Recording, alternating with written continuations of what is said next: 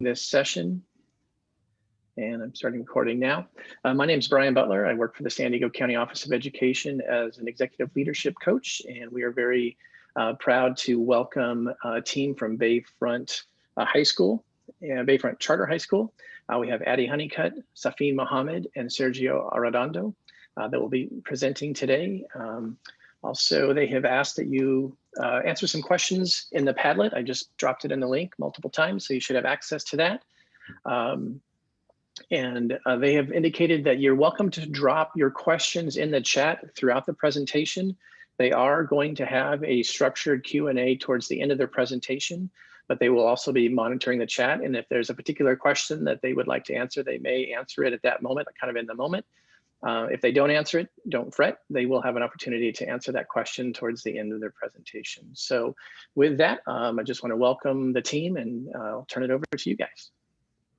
Thank you so much, Brian. And thank you to all of you that are here today. We really appreciate you coming to our session. Our title today is Student Counselor Collaboration in a Digital Platform. And if you haven't already, please take a second, even while we're talking, to answer the 2 questions that we have in our Padlet.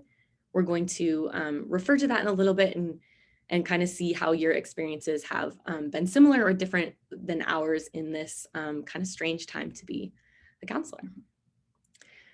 So as Brian said, my name is Addie Honeycutt, and I'm here today with Safin Mohammed and Sergio Arredondo. Together, we are the full counseling team from Bayfront Charter High School. And just to give you a little background on our school, we're pretty new. We're in about our 6th year as a high school. We serve about 600 students in the Chula Vista area. And we're actually part of the Mueller Charter Organization. So we have a feeder K-8 school just about a mile away called Mueller. We're all part of the Chula Vista Elementary School District. So we had a super long title, so we split it into 2 slides. Our subtitle is Utilizing Student Strengths and Voice to Improve College Application Rates and Post-Secondary Readiness During a Pandemic. So first we want to talk about what was the need and why we ended up leaning on our students to drive some of these initiatives that were brand new to Bayfront. And I won't spend too long on this because I think we are all kind of in the same situation. As soon as we got sent home last March, we had a lot of fears and anxieties. And I think the thing we were most worried about was no longer feeling connected to our students, especially because we're a small school. We have smaller caseloads. We're super lucky in that way.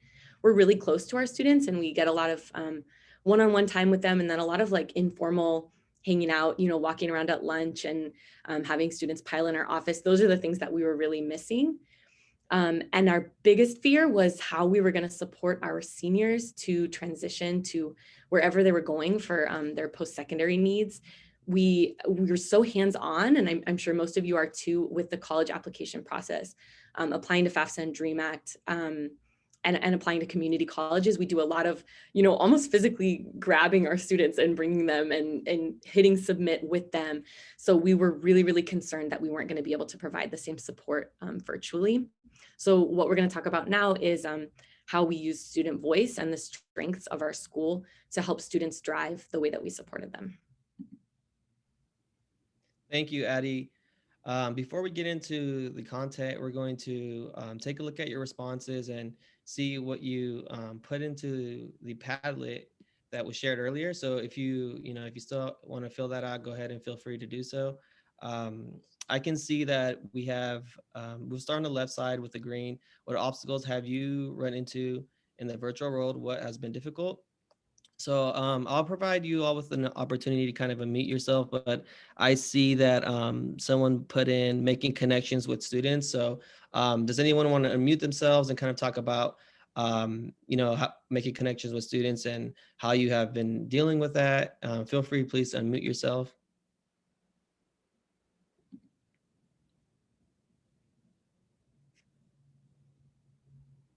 Okay, it says anonymous, so I don't think I can call anyone, but Nicole Wolf, getting students to email back, connecting with students. So I know we've kind of struggled with that, with emails and connecting with students, and that was kind of like what drove the student advisory board. So Nicole, do you want to kind of elaborate on that if you want to unmute yourself? Yeah, so I think the biggest struggle would be like students will email you and you're like, great, like I have someone that wants to talk to me. And then you like email them back and then you don't hear anything from them.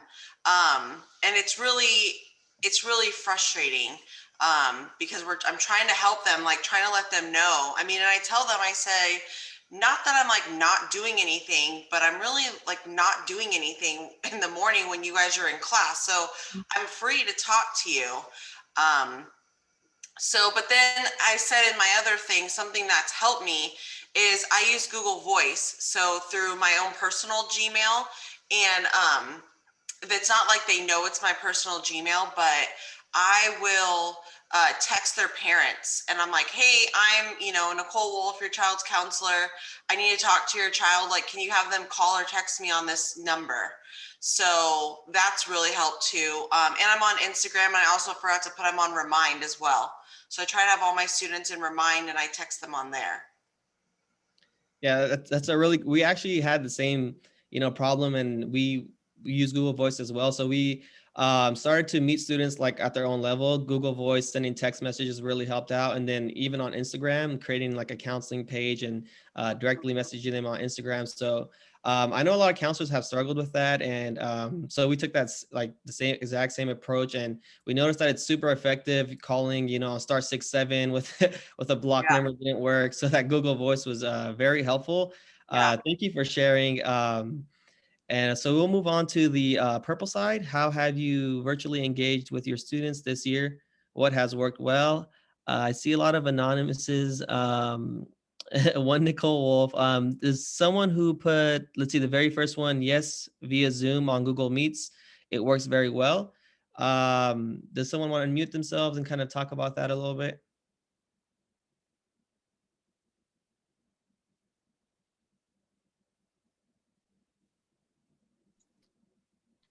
I'll jump in real quick. Thank you. My video on, no problem. I'm Rhonda Espinosa from La Costa Canyon High School in Carlsbad.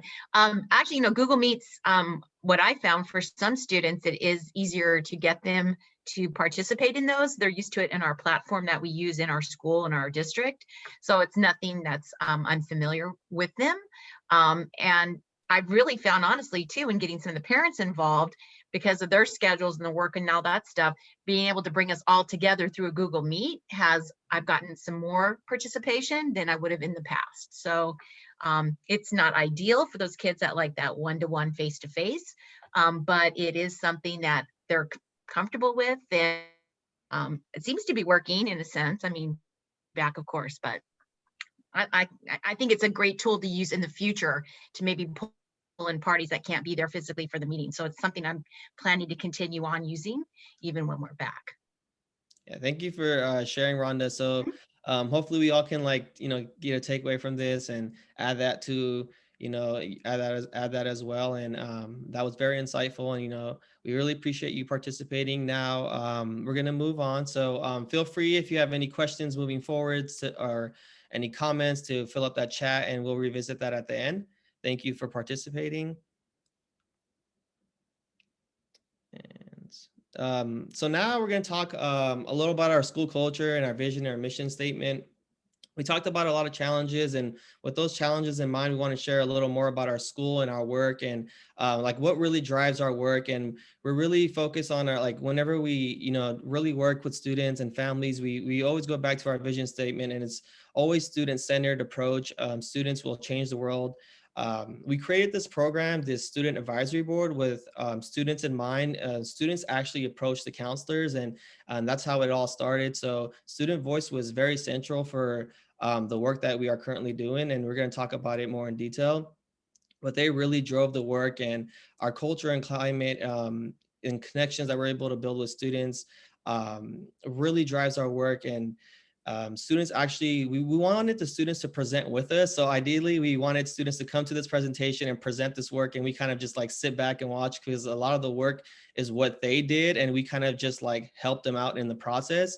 So students unfortunately weren't able to present at this conference, but we do have video recordings of students. So we were able to have students record themselves and send videos to us, and we uploaded those videos into this presentation. So throughout this presentation, you're gonna be able to match, faces and names, and you're gonna hear students and the work that they did, because we don't want to take all the credit. And the students really did do a lot of the work, and they wanted, more college and career supports and these things that we can really provide on an online platform, and these connections. They wanted more connections, and they approached us, and they really drove the work.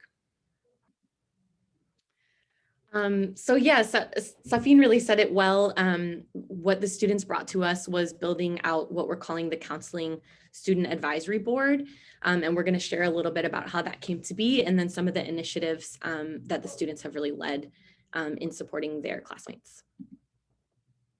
So here we have a video of one of our students, Alexandra, who was one of the two that approached us about starting the Counseling Student Advisory Board. So she's going to talk a little in her own words.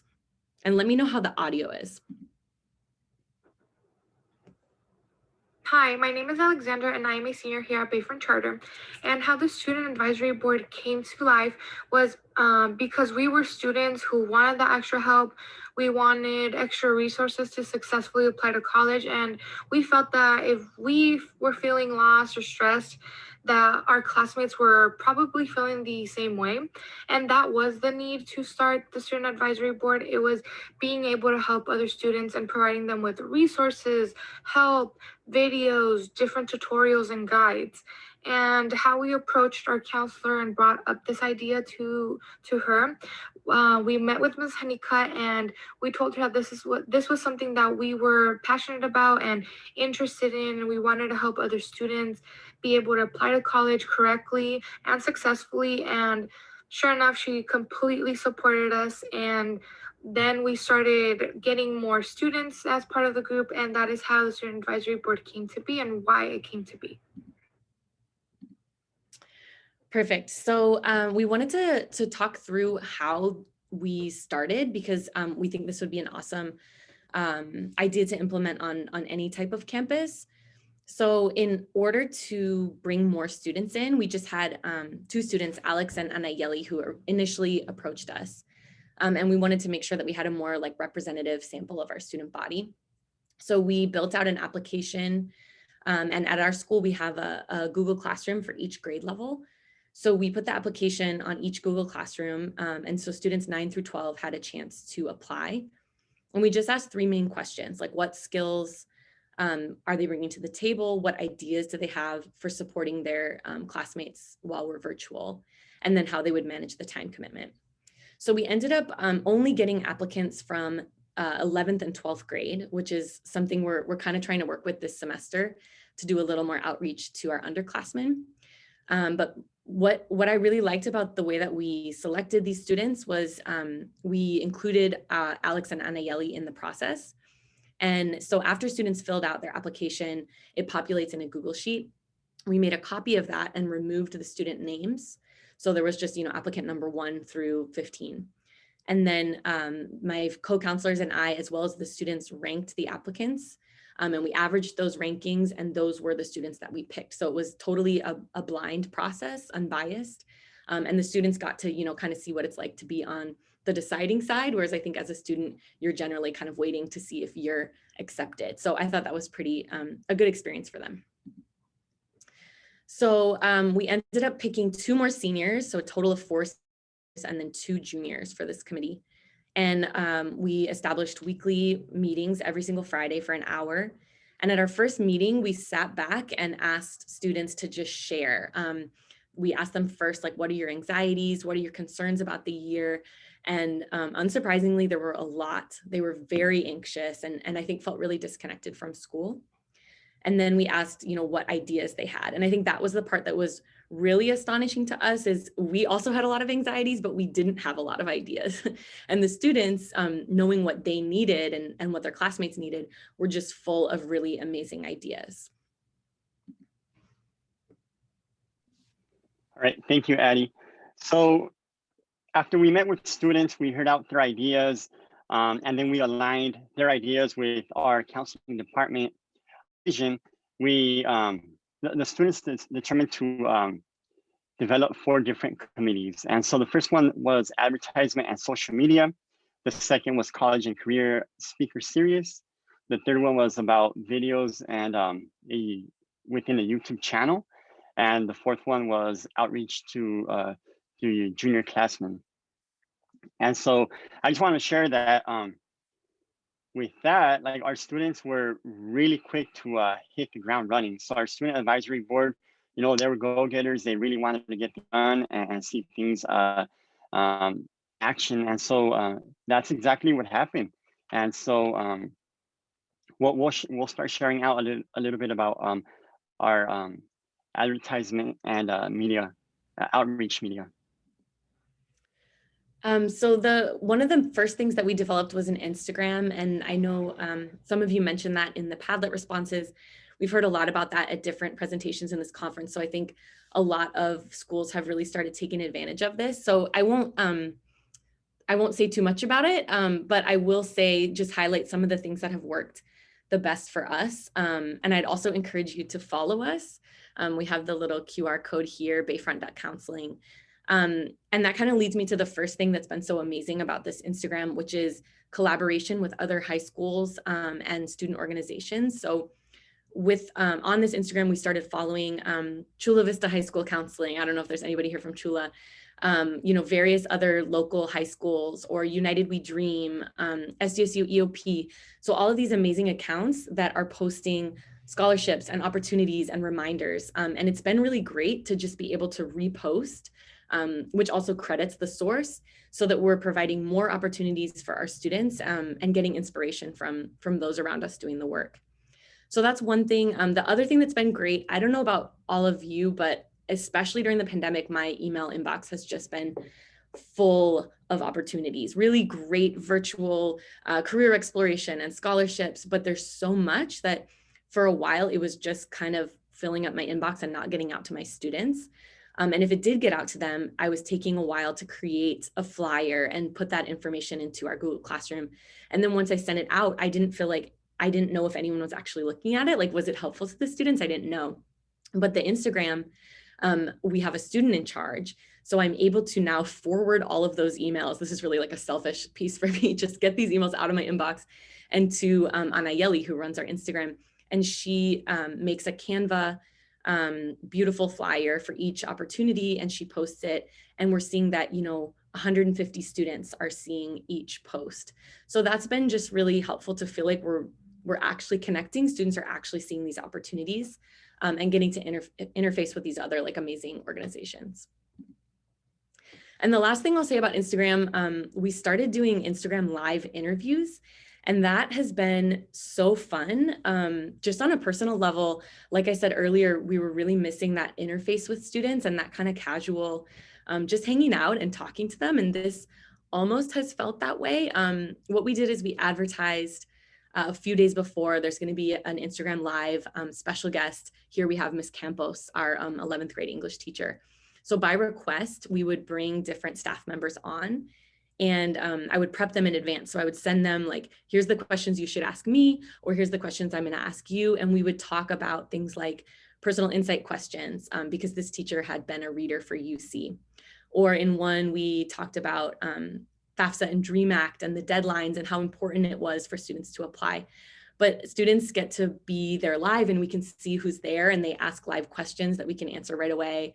And they send little love, little hearts float up the screen while you're talking. And so I highly recommend this for just kind of getting that feeling of connection with your students. Perfect. And so a different component of our social media was the development of our official channel. So we're going to kick it off with a quick video, and then we'll take it from there.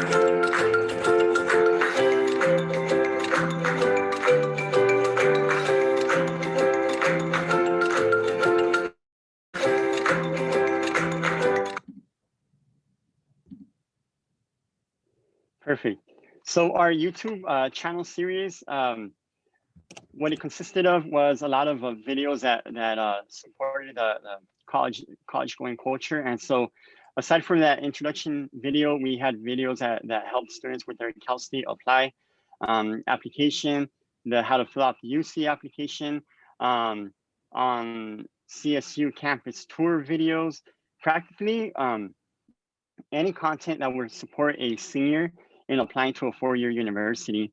And so we were actually amazed because we were hearing back from students and staff that, for example, we had one staff member share out that she actually was using our videos to help out one of her extended family members outside of Bayfront apply to college. So that was really nice to hear about. And then we also heard our students sharing out our video with other high school students across our region who were utilizing our videos as tools in their application process. So that was some information that we were really proud of. Thank you, Sergio. The Student Advisory Board had a few different committees, and one of the committees was the speaker series. So we developed a speaker series and we divided it in two. So in the fall, we really focused on college speakers. And then in the spring, we are currently focusing on career speakers. At Bayfront, we really kind of pride ourselves on having students take college trips, and freshmen go to the schools in Southern California. And then we have juniors who take a junior trip up into the San Francisco area, but we were lacking that this year, and that's something that students really love. So this year, we're really focused on bringing in college speakers, and that's actually an area we lacked at Bayfront. We didn't really have different colleges come in and speak to us. So we had over 20 colleges come to Bayfront, community colleges, four-year universities, in-state, out-of-state, and we even had a CETIS University in Mexico come present via Zoom. So we increased our numbers in terms of college presenters, and that was really great for us as a school, and holistically and systematically for us to just bring in these different schools. And how we decided on the schools we wanted to pick was student driven. So we provided students on Google Classroom with a survey on what colleges they wanted to come in. So students filled out a survey and they wrote down what colleges they wanted to come in. And so what we did afterwards was just kind of reach out to all these schools and email their admissions office. And we had a bunch of schools come in, and we opened it up from freshmen, sophomores, juniors, and seniors to all come and view the presentations. And then now we're currently working on a career speaker series, and this is something we actually have never done in the past at Bayfront. We never had people come in from different professions and present to our students. So this helped us out in terms of college and career, and it was all student driven. You know, they were missing that and they wanted it. And so we kind of worked together during our Friday meetings, and we dialogued about it and how can we bring these schools you're interested in, how do we know like what you're interested in? And so we developed a plan and we kind of executed it, and we think it was really successful. Students loved it, we loved it, and the schools loved it. So now we plan on doing this yearly. And so this is just another example of how a student-driven idea developed into something that really strengthens our counseling team as a whole. Cool. Thank you, Safi. And so along with the different committees, students expressed a need to complete their FAFSA, or at least our committee, our student advisory board members expressed that other students needed help with their FAFSA. So our FAFSA workshops had already were already taking place since the fall, since last semester. But given that we were hearing the student voice and there was an additional need, we decided to host additional workshops, FAFSA and DREAM Act workshops, and with a little twist this time around. And so that was concurrently having a workshop in English and then one in Spanish. And so what we did was that we planned the workshop, we advertised for it on our media platforms, and then when we started the workshop, we had the welcome lobby, and then after that, we split up families into like the English workshop and the Spanish workshop. And then we invited our admin, our teachers, the counseling team was there, and all students from the student advisory board. And so once we split up into two groups, the English presentation was fully presented by one of our student advisory board members. And then the Spanish presentation was co-facilitated between myself and another student. And so we only presented information for about 10, 15 minutes. And then after that, it was workshop time, to get deep into those FAFSAs and try to get them submitted. And so we believe that this was a really good opportunity for us to get a sense of belonging, have an opportunity to demonstrate their skills and show that leadership. And so we do have a video that we want to showcase with you from one of our students. Hello, my name is Gilberto and I'm a senior. Recently as a team, we came up with the idea to do another FAFSA/DREAMAC workshop like we did the previous semester. So we would be able to help parents and students complete the FAFSA/DREAMAC and receive the financial aid. I worked alongside Mr. Redondo in presenting in Spanish to parents, and also after this, I worked one-on-one with the parent, helping them complete the FAFSA and leave question-free. I believe that this experience was very different than many other presentations I had done, as most of the time I am presenting to my peers, but in this I got to present in parents. I now believe this was very beneficial to me, as I got to present in front of other people, and this will help me in my public speaking. I also believe that working one-on-one will help me in the future in the work field, as I was able to develop a sense of customer service and helping someone. Perfect. I wish Gilberto was here with us so he can see himself, presenting in this digital platform. So along with some of the initiatives that our student advisory board came up with, some of the new ideas that are starting to flourish off of that is the idea of scholarships, right? And our counseling department helping out with that. And so we have a board member who decided to take on the role of developing and maintaining the scholarship list. And so whatever scholarship we get, we send it out to her, and then she updates this list. And then the list, we send it out to our students through our Google Classroom platform. And so again, like Mr. Mohammed had previously shared, there are some things that we never did at Bayfront, and this is one of them. And so we anticipate moving forward with supporting our families with applying to scholarships in the near future, and supporting the accessibility to four-year pathways and that upward mobility.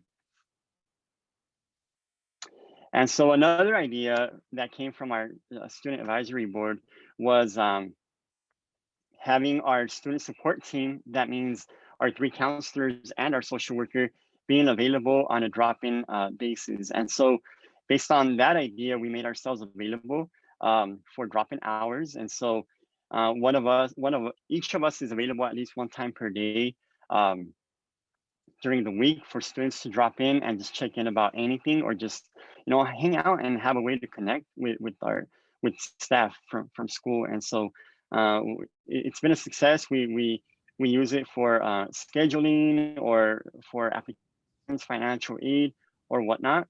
And if need be, you need to check in more on a personal level with students, we also utilize the Calendly platform for students to be able to schedule one-on-one meetings, and that's also been successful for us, where even parents schedule with us. And so it's something new that's worked out for us that we never capitalized on before. So we're excited about this as well. So now we want to, I know I've been talking a little bit about everything, but we want to share some of the outcomes and impacts that this line of work with our student advisory board has had on our counseling program. So we're about to share some of that right now with you. So in terms of FAFSA submissions, I know that Addie had shared how at Bayfront we were very student-centered, and we were able to practically pull out students and from classrooms and bring them into our office and develop that tier 2 and just work with a group of students with their laptops and get the FAFSAs done.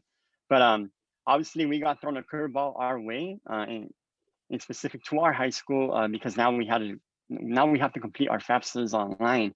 And so with our initiatives and with our student advisory board, we have been able to complete a 36% submission rate, which is slightly above the state rate. However, our goal is to be at 90%. And so now that we've intentionally hit all our tier 1 efforts, now we want to make sure that we move up into tier 2 and tier 3 to try to work in small groups in our open office hours, and if need be, we're going to target those students individually to schedule one-on-one appointments if time permits. So the other piece of data that we were super excited about this year is our submission rate to 4-year universities. And our school, we do have a college-going culture, but most of our students are heading to community college for various reasons. And last year, we had about 25% of our class of 2020 that applied to 4-year colleges.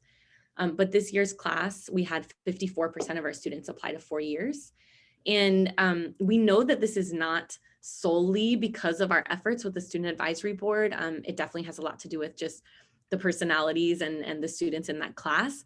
But we do feel like some of the availability and the targeted information that we've been able to send out through this virtual platform and with the advisory board really helped to increase these submission rates. So we were super excited to see this number. And we have our other founding member. You met Alex. She was the first student video. This is Anayeli, who's going to talk a little bit about the Student Advisory Board. Hey everyone, my name is Anayeli Luna. I am currently a senior and I am part of the Student Advisory Board. I currently am in charge of our social media and advertisement committee. Our college application rate increased during this year due to the amount of resources we were able to provide our students with. We started off with workshops via Zoom where students were able to join, and we had them available 3 times a week and different counselors.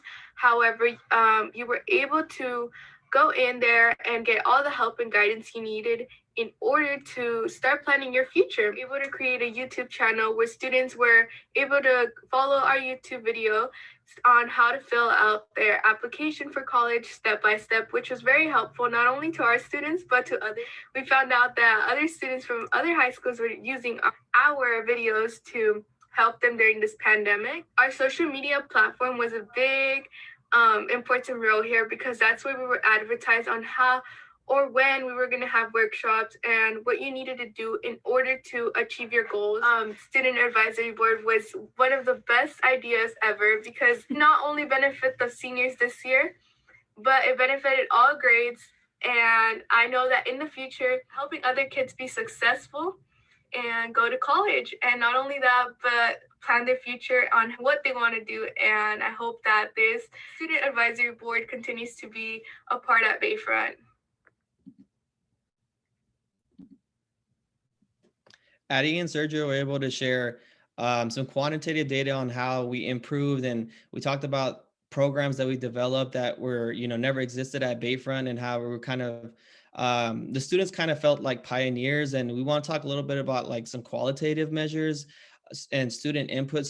We really want to reiterate that students really did drive a lot of the work, and they did do a lot of the work. Some examples are temperature checks. So what we mean by that is a pulse on how students are doing in the school. Since we're online and we're not meeting with students in person, and we're not going into classrooms, and we're not, I coach, so I'm not coaching students in volleyball. We really felt kind of disengaged from the students. So we would have these temperature checks where students would come in and say, this is how students are feeling. They feel like, they're not getting college and career supports. They feel like they need more help on the FAFSA. And we thought we were doing a great job of doing X, Y, and Z, but in reality, it wasn't happening. And so students were really giving us honest feedback, and feedback that really worked. And it was valuable feedback for us to take. And we did really operate on a two-way learning street. So we feel like we learn from students just as much as they learn from us. And we really work together to collaborate and understand what's going on. And for example, sometimes we'd put on an idea and the students would be like, that's not going to work. So let's do this. So how about we, start a YouTube series, and or how about we go on Instagram Live? And then we're like, okay, what do you mean? Like, how does Instagram Live work? And so they're like, okay, this is how we do it. And so a lot of the ideas that they put forth really increase student engagement or completing, college applications. And we just really want to let you know that students were valuable for us in our efforts. Yeah, and then kind of like I kind of briefly touched on earlier is the connections. We felt like we really lacked connections with students, and as counselors, we love connections, right? And we work from the heart, and distance learning really made it harder for us to do that. So students really felt like they were connected to the counselors, and we felt, and vice versa. We were meeting weekly, and we had a meeting last week, I think, yeah, last Friday, and we ended off the meeting with students saying, this is the meeting I look forward to, and this is the only meeting like I don't want to like not attend. And we kind of laughed it off, and they said like, we really look forward to these meetings, and we presented to them actually, and we presented to them, and we let them know this is what we're going to do, and they gave us some feedback on the presentation. So we really felt more connected, and they gave us advice on how to build connections with the families and the communities. And so they gave us like advice on like, if you do this, families are more willing to do X, Y, and Z. And it really felt like a sense of community and family, because we were struggling, and I mean, we're just being honest, we were really struggling. We're like, how do we connect to these students? And we were glad that students reached out to us, because we did feel reconnected. So yeah, and now we want to talk about staff recognition.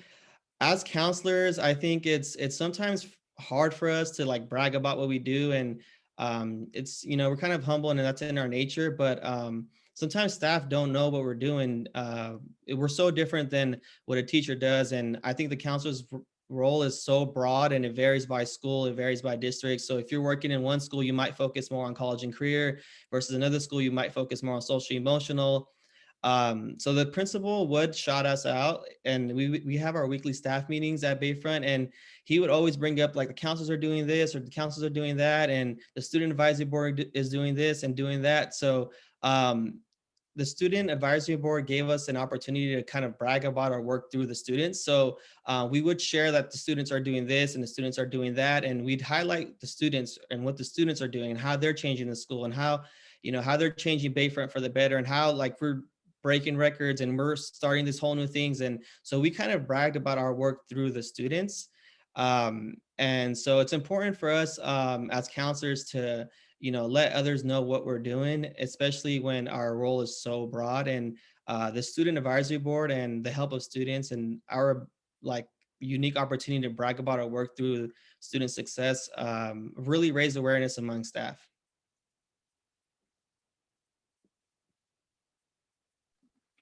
Right.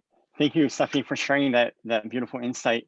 So now, now that we know what we've done, and we definitely want to focus on what are the next steps for our student advisory board. And so we are aware that right now we only have seniors and juniors being participants in growing this opportunity, and we want to make sure that we invite the underclassmen, right, our freshmen, our sophomores, and especially during this time that during distance learning, that it's really difficult to build that connection with the school. I think this is and we all believe that this is an amazing opportunity to build that connection. And so we definitely want to work on that moving forward. Number two, I know that Safin shared that we focused a lot on career presentations, but now that we understand like how to go about having the college presentations, we want to share out the career presentations now. So we want to promote the college and career pathways equally on our campus. So we're mindful of that as well. Number three, we want to continue with our scholarship efforts, and we want to make sure that we host the scholarship workshop before the end of the academic year. That way, we if there's any students who might not qualify for FAFSA awards, and maybe through the scholarship opportunities, they might be able to be awarded some money. And overall, step number 4, we want to make sure that we continue to promote and embrace student voice. We're very fortunate that at Bayfront, we have different venues for students to promote their leadership abilities, but we want that we use the student advisory board as one of student voice. And lastly, we want to continue with student-led conference, and we're going to let one of our students share a little bit more about that.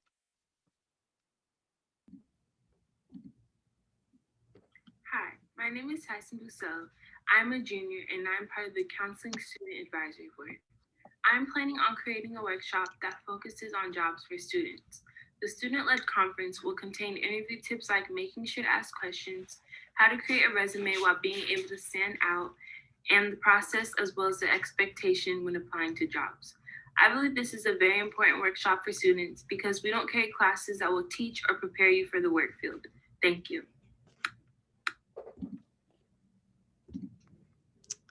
So we hope you think our students are as adorable as we do. We love watching their videos, but we do wish that they were here in person. So before we close, this is actually our last slide before questions. We just want to show you one last video. And this is it's something that Alex created to promote the work that the Student Advisory Board had been doing. Everything on here is as of December, so we sent it out right before winter break to all of our staff and students. So just take a look.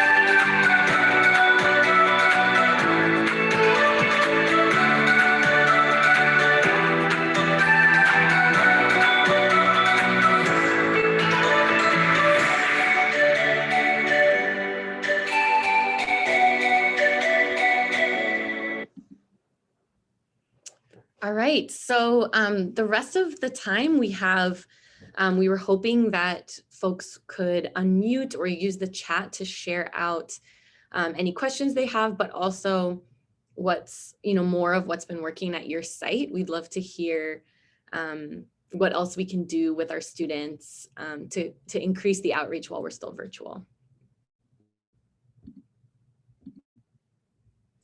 Oh, and Brian just put the session evaluation link in the chat. So if you want to open that up and start working on it before you head out, that would be amazing.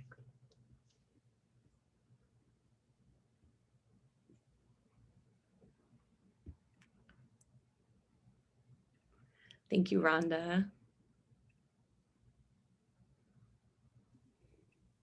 We appreciate the feedback. Thank you. So we got a question, how did you get lots of students to follow you on Instagram? So we really used our students like we asked them to repost on their personal pages. we had a post about starting to follow us, and we advertised it on our Google Classrooms and had teachers put stuff up in their classes. But honestly, it's still, we have probably most of our juniors and seniors following us, or at least the majority, but we do not have very many underclassmen following us. So that's something we're hoping to get an underclassman on the advisory board, because then they can use kind of their social capital to bring more people in. That's a great question.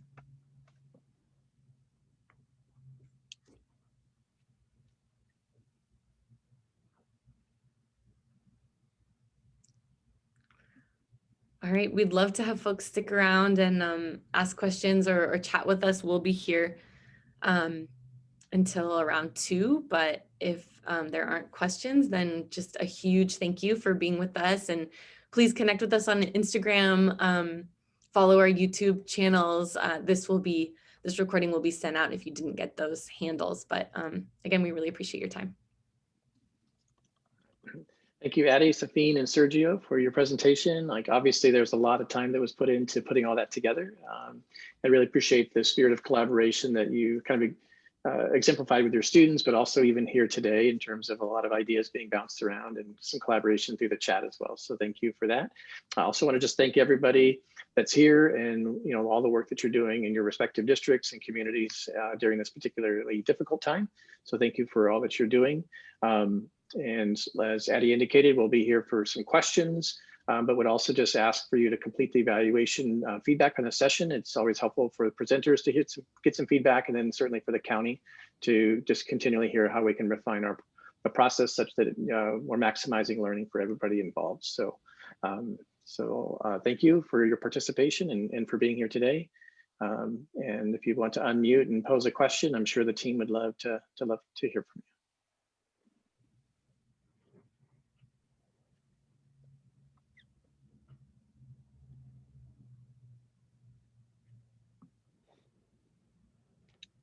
Hi, I have a question. My name is Elida Serrano, and I really like how you advertise your presentations. I see that you'll be having one on the nursing program.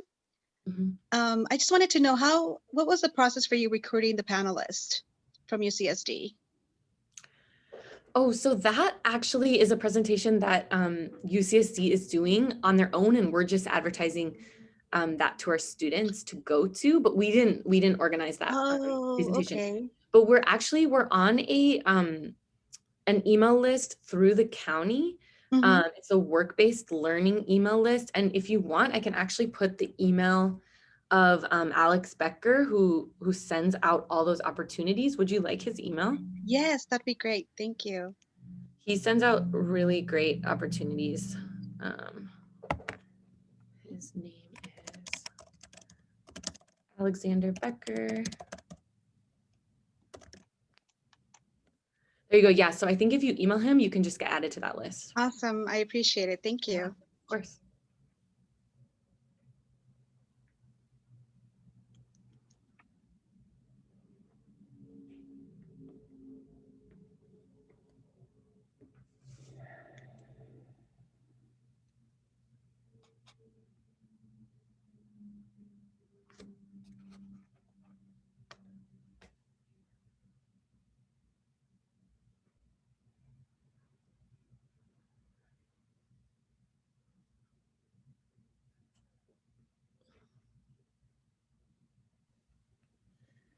I just had a quick question. Do you guys use like Alex and the team? I know they do a lot of like work-based learning events and things of that nature. Do you guys tap into them for your college career readiness sort of information and opportunities beyond like events that are happening off-site, but maybe even bringing people on site?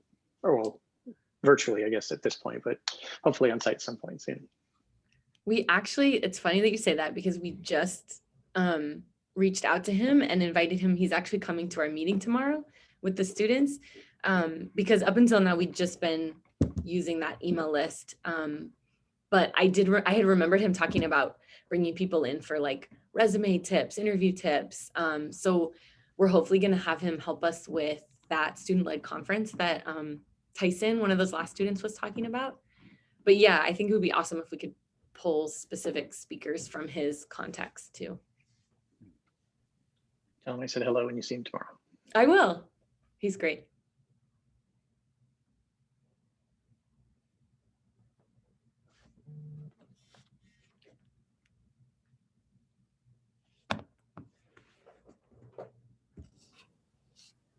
Hi, I had a quick question as well.